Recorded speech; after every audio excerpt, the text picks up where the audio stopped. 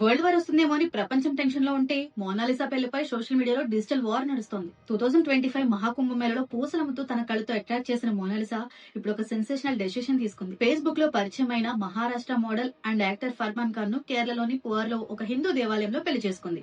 అయితే ఈ పెళ్లికి ముందు పోలీస్ స్టేషన్ మెట్లెక్కడం, తండ్రిని ఎదిరించడం, కేరళ మినిస్టర్స్ హాజరవడం ఈ విషయాన్ని సెన్సేషనల్ లెవెల్లో హాట్ టాపిక్ చేశారు. ఇది వ్యక్తిగత స్వేచ్ఛ వర్సెస్ తల్లిదండ్రుల ఆవేదన, అలాగే ఇంటర్ క్యాస్ట్ చుట్టూ జరుగుతున్న రాజకీయాల చర్చ.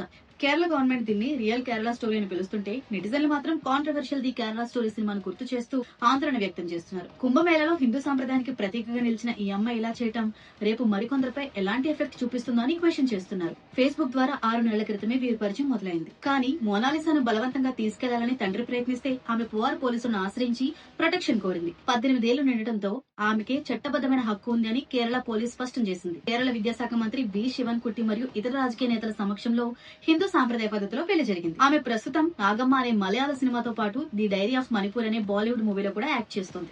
ఈ ఇన్సిడెంట్ వల్ల మోనాలిసా కెరీర్ పై మల్టిపుల్ గా ఎఫెక్ట్ పడే అవకాశం ఉందా? ఆమె ఇన్స్టాగ్రామ్ ఫాలోవర్స్ ఇప్పుడు 2 వర్గాలుగా డివైడ్ అయ్యారు. కొంతమంది అప్రిషియేట్ చేస్తుంటే మరికొంతమంది అన్ఫాలో చేస్తున్నారు. రాజకీయంగా కూడా ఈ పెళ్లి చర్చలకు దారితీసింది. మతాంతర వివాహాల విషయంలో కేరళ గవర్నమెంట్ తీసుకున్న ఈ చొరవపై దేశవ్యాప్తంగా డిఫరెంట్ ఇంటర్ప్రిటేషన్ స్టార్ట్ అయ్యాయి. అందుకే అన్నాను ఇది వైరల్ వార్ అని. ఒక వర్గానికి రియల్ కేరళ లవ్ స్టోరీగా కనిపిస్తే, మరో వర్గానికి మాత్రం కేరళ స్టోరీకి మరో బలిగా కనిపిస్తుంది.